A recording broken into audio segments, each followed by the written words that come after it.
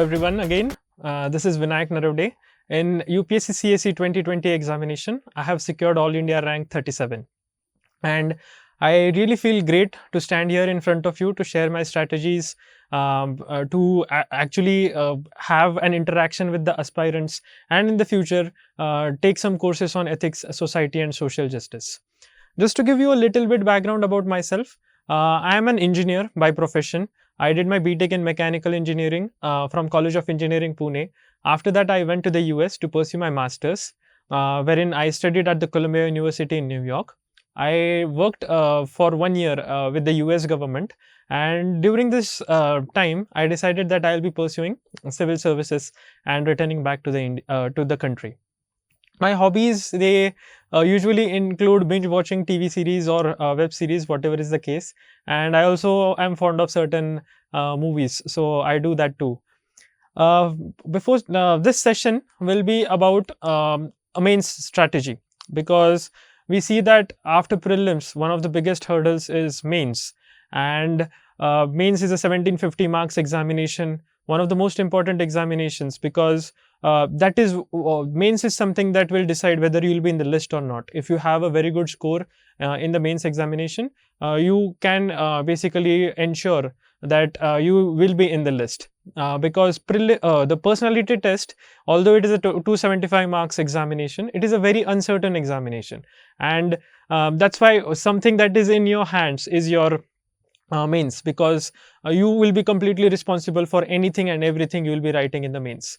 But now, if you go into the personality test related section, you are not aware about the questions that will be asked. You are not aware about the panel which will be interviewing you. You are not sure about the timings wherein you will be interviewed, because usually sometimes what some of friends who appeared for personality test this year, they were saying that since it was the last interview of the day, the panel members, they were in some hurry, and then the interview got over pretty much more quickly than as compared to the other candidates.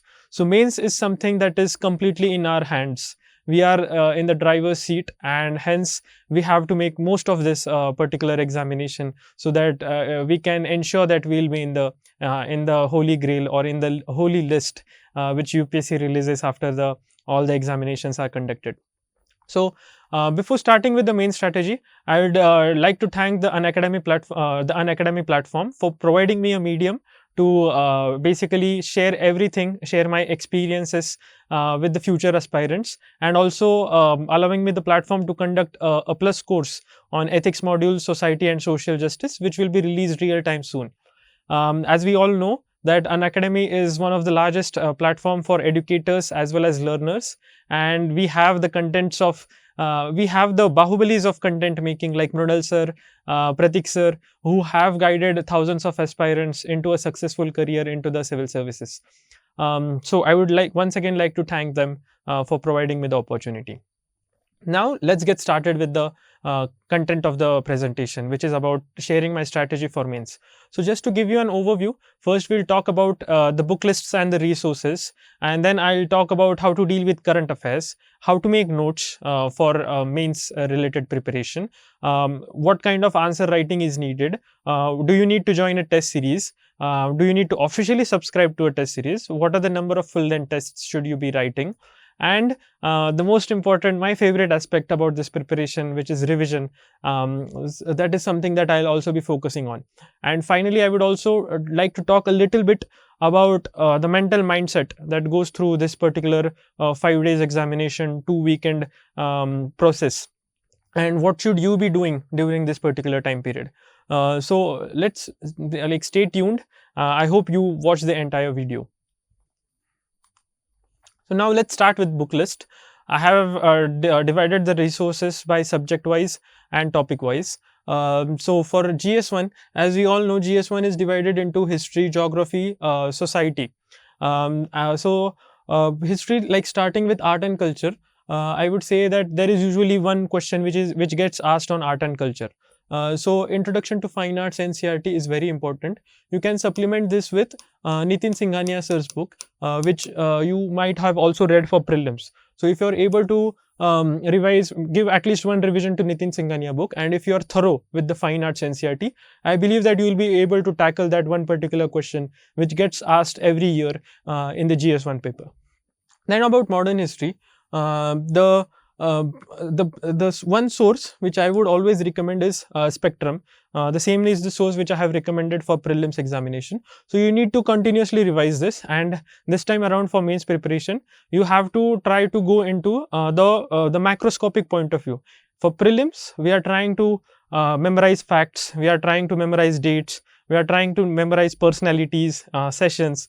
But in this case, we'll try to have a macroscopic point of view, like what was the impact created by a particular movement, what was the prologue for that, let's say, non-cooperation movement, how it was handled by the Britishers, what were the sections of the society that were taking part in that particular movement, what was the future impact, if there was any bill or any law introduced by the Britishers, how did it impact. So if you can understand, this is more of a macroscopic point of view. You need not remember the extreme fine details or extreme fine facts, but this is something that you have to basically tailor your preparation for mains. You can also read, this is optional, you can also read Our Past and Themes, which is again an NCERT textbook. This is completely optional. So if you are reading Spectrum, it should suffice, but I have just added this if you want more information on the same. Post independence is again something that is UPSC is asking since the last 3 years. Usually UPSC is asking one subject, one question on this particular subject. So I would say 12th NCERT contemporary world history, 12th NCERT on contemporary world history, as well as Spectrum last 100 pages. If you are able to do these, the Spectrum, the new Spectrum, the new edition, the last 100 pages, they are based on post-independence India. So post-independence India and world history, UPSC is asking one question on either of these topics. So for world history, you can read the 12th NCERT, which is contemporary world history. But for post-independence, you can read Spectrum only, the last 100 pages. So these two sources should basically help you to answer these two questions. Remember, for world history, you need not put a lot of time in preparation, because UPSC has shown this, that either it will ask a very simple question like American Revolution or French Revolution, or it will ask such a difficult question like decolonization of Malayan Peninsula, which will be something even history optional students will find it difficult. So if UPSC is asking a easy question, you should be able to answer it through this particular source. But if UPSC is asking a very difficult question, then believe me, no one will be able to answer that question, and you should write just whatever you can and try to get that 0.51 marks in that particular question.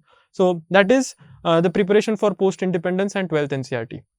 For Indian society, you can read the 12th sociology NCERT textbook, and along with this, I will also be taking a plus course on the Unacademy platform. In this particular course, I will be covering everything with respect to definitions, with the use of keywords, answer writing, and how to deal with a particular issue. What is the mode of preparation for this thing? How to use examples, because society is all about diagrams and examples. That is what I believe, because if you are able to do those things, it will help you a lot and it will give you a lot of marks.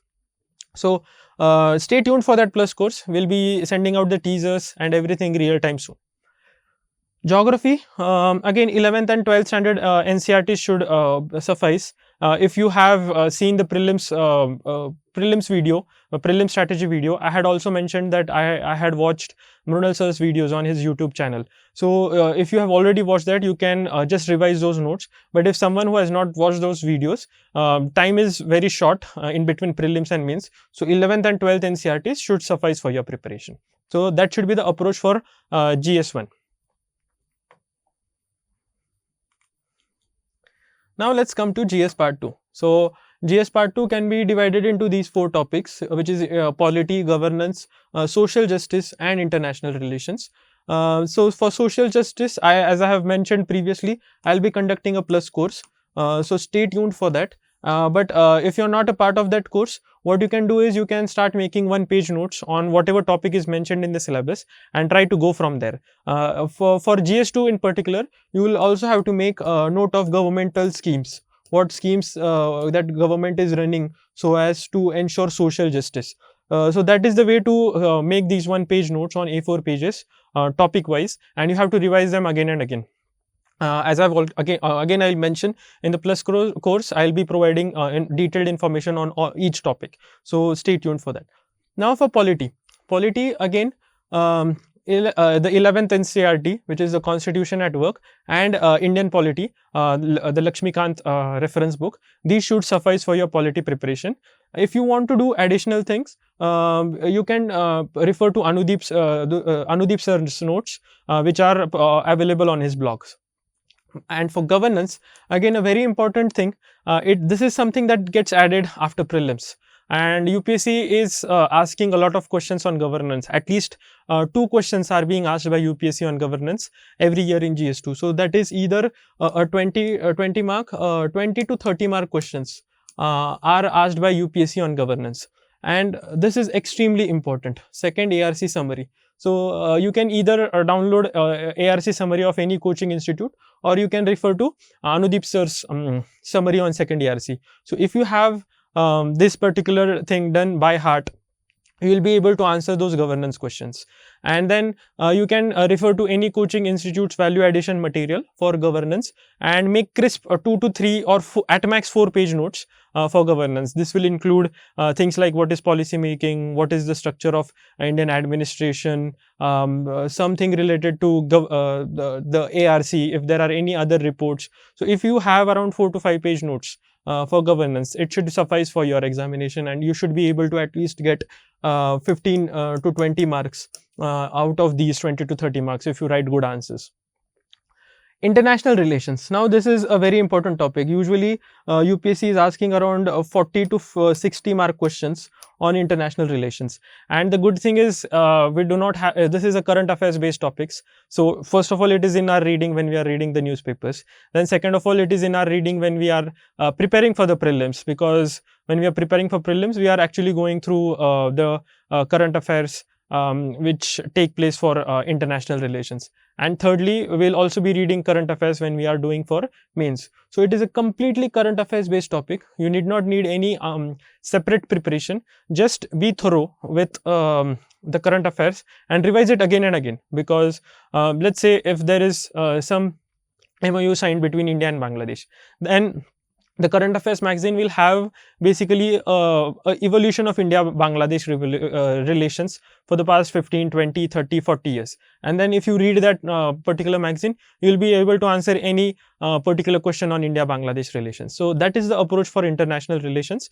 You need not do any, you need not refer any standard reference books or anything. Current affairs should suffice. Now, my favorite subject, which is GS3, one of the most dynamic topics, very dynamic, can give you a lot of marks, can keep you, can get you to the rock bottom. In the first attempt, I had only 75 marks. In the second attempt, I had 96 marks. But the dynamic nature and the diversity of the topic is something that, keeps me interested in this particular GS paper. So first is with respect to economy. So for economy, what you need to do is you can go through the 11th NCERT, but at the same time, you have to refer to the syllabus. If you refer to the syllabus, get each point, do a Google search and make one A4 page notes. A4 page notes for each topic. Now this A4 page notes, I'll be talking about note making in detail, but these A4 page notes will have everything about that particular topic. So for example, if the topic is Indian economic development, then it will have history, it will have present scenario, it will have future aspects, it will have some data sheets, some facts, some things like LPG reforms and everything that has been brought by the government. What was its impact? So understand this. These notes need to be extremely crisp so that you can revise them 4 to 5 times. So that is about the syllabus and 11th NCERT. But at the same time, budget and economic survey is something that is very important. Again, for prelims also I have mentioned that you need not read the entire budget, you need not read the entire economic survey. Go for summaries because they will help you read faster and revise more number of times. So if you go for summary of any coaching institute, and you'll be able to do this particular section. Now, environment and disaster management, again, very current affair related topics. Any current affair magazine should suffice for all these things. So, for example, environment, in the 2020 attempt which I gave, there was a question asked about EIA, which was again a current affair topic. So, these things, they do help. For disaster management, I have mentioned here separately that the disasters which are continuously in news, not only for this year, but for the past 6, 7, 8 years, you need to prepare NDMA guidelines by heart. If you have that NDMA guidelines by heart, you will be able to write them in way forward or write them in what can be done. And this will put in a lot of impression with respect to the examiner that you are thinking from an administrator point of view, from a collector point of view, or from a IPS point of view, and you are ready to actually tackle these disasters through the guidelines which have been set by one of the specialist organizations. So NDMA guidelines are very, very important because for disasters they again ask around 2 to 3 questions. So 2 to 3 questions, if you have these NDMA guidelines, they'll fetch you 1 mark extra in that each question which you will be writing. Science and tech, again, even for prelims I have mentioned this, I have emphasized this. It is completely based on current affairs. You cannot do anything else. They won't be asking you basic questions like what is a cell, basic biology, physics, chemistry questions. It will be about some technology, some space research mission which is ongoing. So you'll just need to go through the current affairs magazines. Internal security. For a foundation, you can go through Ashok Kumar sir's book. He is an IPS officer and he has written a book on, it is completely aligned with UPSC syllabus. So you can go through that book. It is around a 200-page book. You can start making notes for every topic. Make notes of about 2 pages at max, 2 to 3 pages. And then you should have a foundation for that particular issue or internal security issue. Then to build on that, now since this book is a little bit old, it is, I guess, the most recent edition is 2018 or 2019.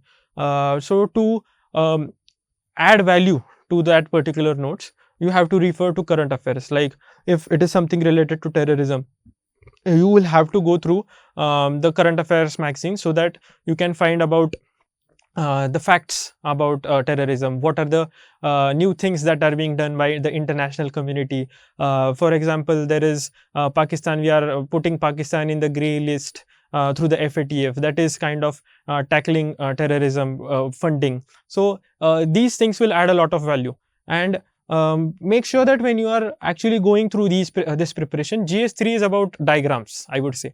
So many diverse topics, diagrams, maps can be used very effectively. So when you are using this resource list, make sure you are using that sort of diagrams. I have also prepared a separate answer writing video wherein I have dealt with extensively on these particular diagrams, how to use diagrams in paper. So you can also go through that video and that will actually give you a live session about how to use that those particular diagrams in the examination. Again, one of my favorite topics, which is ethics and integrity. So ethics is something, you need not prepare a lot, but you need to prepare very effectively for ethics. You can have around 20 to 25 page notes, and that can help you basically get more than 100 marks each time you write an ethics paper. So what to do for ethics? So first of all, syllabus is your friend. Syllabus is going to be your best friend because syllabus will have every keyword given in the syllabus. You have to make a proper definition for that particular keyword from lexicon. This is a book. Refer to the keyword which is given in the ethics syllabus. Go to this lexicon book and just prepare definitions. Make a separate A4 sheet basically and prepare those definitions. Then personalized example. Remember, ethics is about examples. So you have to have certain personal experiences. When you think about integrity, think about an experience you have in your life which showcases your integrity. So those examples really matter, and they give that sort of a personal touch. They cannot be repeated by others, and the examiner will actually get interested in reading in detail about your answers. So that can help you a lot, the personalized examples. Now, second is with respect to current affairs. If you are dealing with current affairs, then keep a touch on, if you have mugged up the syllabus for ethics, yeah, and if you are reading current affairs, you can relate certain things to one of those keywords, and keep noting them in maybe in digital format, maybe on A4 sheets, whatever is your preference. But if you are able to do that, and if you are able to reproduce those that current affairs as example in ethics paper, the examiner is going to be very much impressed. So a very important thing, personalized example and current affairs. Now, toppers answers booklet, again a very important source, because if you see Srushti ma'am's paper, if you see Kanishk sir's paper, they have plethora of examples, and these examples can be actually picked up by you and reproduced as it is in the examination.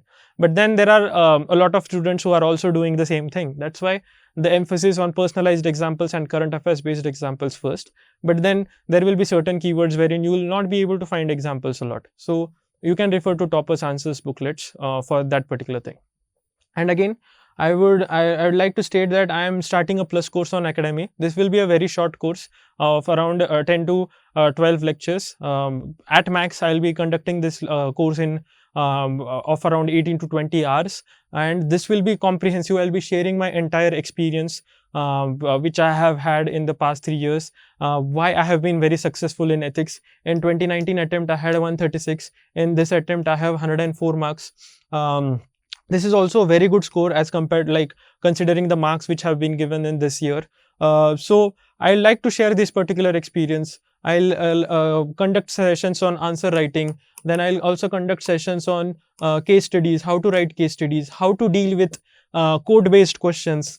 And I'll also be giving some material on definitions on some of my examples which I have been using in this particular papers. So you can actually subscribe to this, and I'll be also sharing the code through which you can find me on the Unacademy platform and subscribe to some of my courses. Essay. For essay, I have created actually a separate video which is a 40-45 minutes video to go through each and every detail about how to write essay, what are philosophical essays, what are informative essays, how to brainstorm. So you can actually refer to that video. It will be available on YouTube's Unacademy's YouTube platform. But what are some of the materials? I would say Anudeep sir's blog is a very important resource for essay. He had one of the highest marks that year in his essay paper. So you can go through that particular thing. Your GS study material is always going to provide you a huge knowledge bank for essay writing, and then definitely refers to toppers answers booklet to understand what toppers are doing different. What are the type of introductions they are giving, what are the kind of examples they are giving, how are they concluding their essay, is there a pre-concluding paragraph. So these things will help you a lot. So the essay, the material is in number of bullet points it is very less, but actually it is everything and anything that you are reading for UPSC Civil Services examination. So very important. You can again refer to the video which I have prepared extensively for essay preparation. Again, now coming back to current affairs, a very important part of our preparation, an integrated part of preparation. Now, why is current affairs important? Because if you see in GS1 there is society. A lot of times few questions in the society get asked from they are actually derived from current affairs. So if you are able to provide that context of current affairs in that particular question, the examiner will get impressed that he or she is aware about the scenarios that are happening in the current life, and he is actually integrating them with that particular question. The person is also understanding the demand of the question. So this will add a lot of value in GS1 society, even though it is considered to be a static portion. Similarly, in GS2, as I have already mentioned, IR is completely dynamic. Polity also, there are a lot of bills. There are a lot of committees which have been set up by the government. So it comes around in current affairs. GS3, a completely dynamic paper, totally based on current affairs. I can say that. GS4, as I have previously mentioned, that there will be examples which you can use in the theoretical questions. Some case studies can be derived from current affairs. So a very important thing, because for example, during COVID, they were asking case studies related to triage policy, about what will be your response as a district collector. So what will be your response as a IPS officer. So extremely important. Now essay, again essay similar to this, as you can use current affairs examples in ethics paper. Similarly you can use current affairs things in essay paper as well. Now note making for current affairs. See, take a A4 size sheet. I am a traditional person. I don't like taking notes on the digital medium, so I used to use a pen and paper approach. So I used to take A4 size sheets. I used to write the topic, let's say surrogacy. Then I will write everything that is in the news, the pros of surrogacy, the cons, what is the government doing, what should be the way forward. And this will help you comprehensively answer any particular question on any issue that arises. And that is the way you should make notes.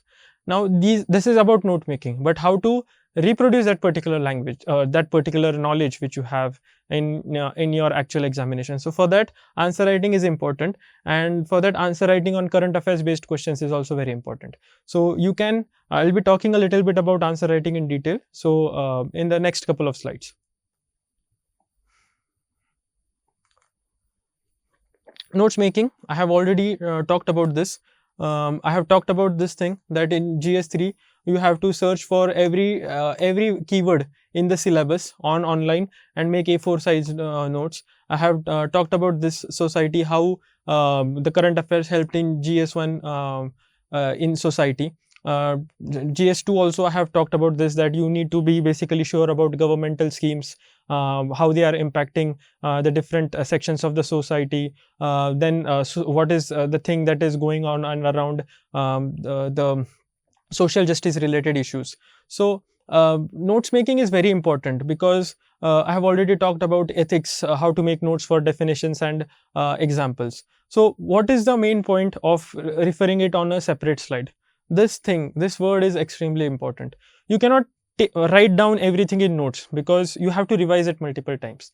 That is very important. And if your notes are crisp, if you are able to revise one GS subject every day, one GS subtopic every day, it is going to do wonders for you in the examination in reproducing your knowledge. So note making should be extremely crisp. I have again made a separate video for note making on Unacademy's YouTube platform. You can refer to that video for more details. And again, my mantra for UPSC success has been minimum sources, maximum revisions.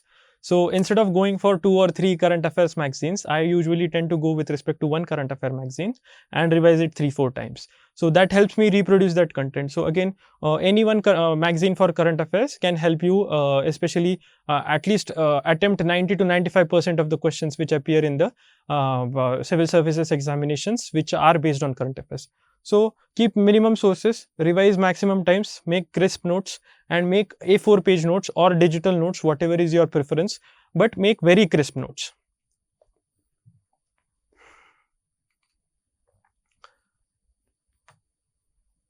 Again, please read this properly. If you are not writing, you are not preparing for UPSC, because mains is a 1750 marks examination. It is all about writing. It is all about time management. It is about writing quality content. It is about understanding the demand of the question.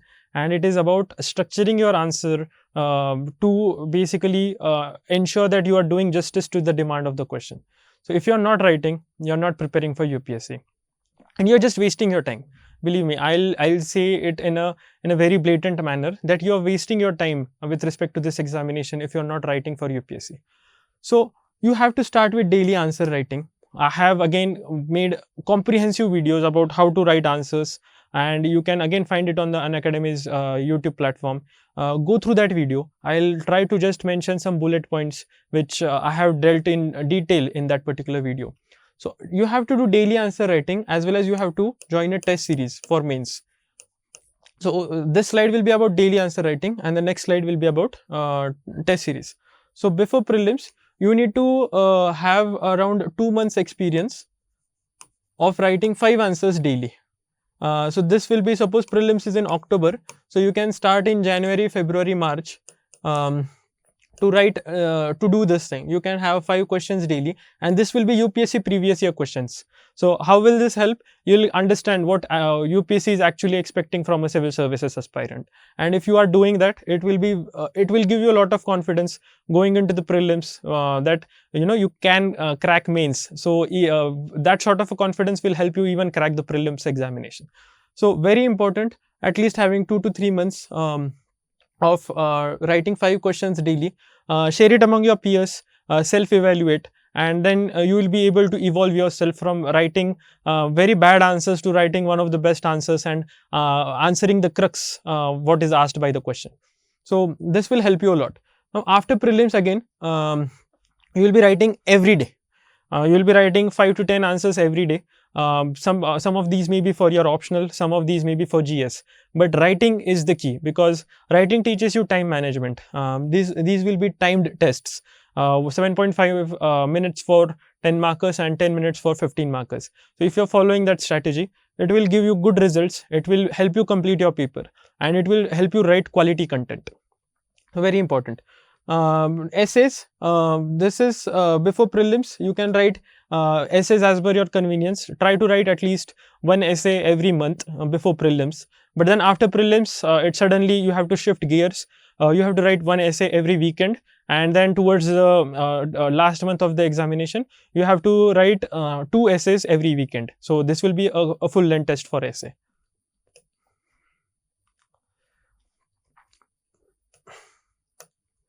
Again, now test series. Why is this important? Imagine Usain Bolt running for a marathon. Will he able to be first? No, there are others who have better endurance than him, who will be beating him in actually the longer run. So test series will help you do the same thing. See, writing 5 answers daily is like running a 100-meter marathon, and then writing 6 hours daily when you actually go into the mains examination is like running a marathon. So you have to be prepared for marathon as well. You have to have ensure that you have that sort of an endurance to write for 6 hours daily during those 5 days of examination. So for that, test series is important. You have to solve 3-hour tests. You have to solve 3-hour tests, and you can subscribe to any test series of any coaching institute that will help you get third-party feedback, that will help you to manage your time, that will help you to complete your papers within those 3 hours. And sometimes what happens is, during the first 5 answers, you will be writing extreme high quality answers, and 6th, 7th, 6th to 10th answers, you will be writing mediocre quality answers, because your brain is basically getting drained because you're writing continuously. And then the next 10 questions, which are 15 markers, you'll be writing poorer answers. So if you're not you're not practicing through the medium of test series, if you're not writing full length tests, this is going to be the same thing that will happen in your mains examination, and you will get a very low score. So test series will help you understand that what to do and how to basically keep your brain intact throughout the 3-hour process, and how to write quality answer from page 1 to page 54 in the examination hall. So that is something that is going to be very important. And in this particular case, you will also it will also help you to devise strategies. So what do I mean by this?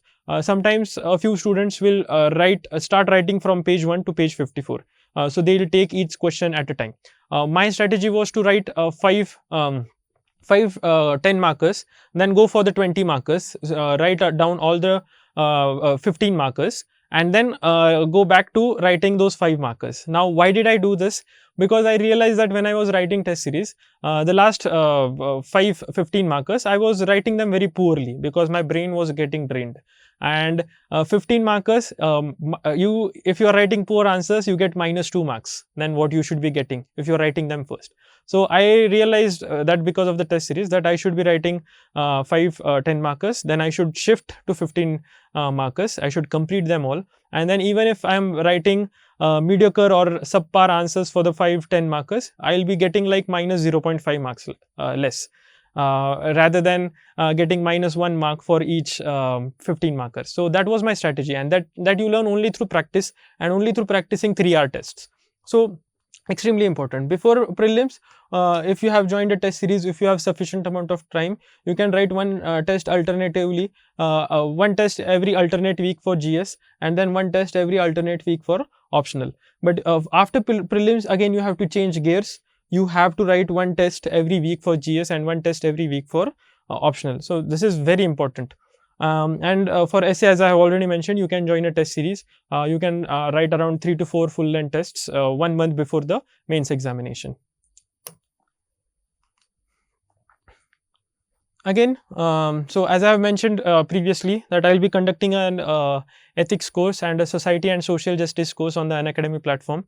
You can use this code to look forward to my courses. V is for Vinayak, N is for Narwade, and 37 is my all India rank. So you can use this code to search if there are more courses which I'll be taking, and to subscribe to those courses. So stay tuned for that. We'll be starting it soon. We'll be releasing the teasers also pretty much soon.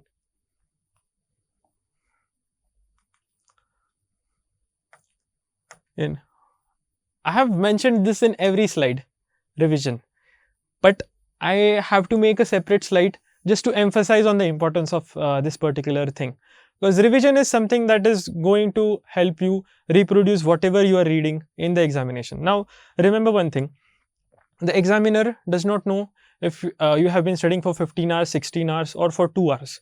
He does not know if you have been reading 10 sources or 1 sources. What he knows is, he knows what you have written in the answer copy in front of him, and he's going to judge you on the basis of that particular thing.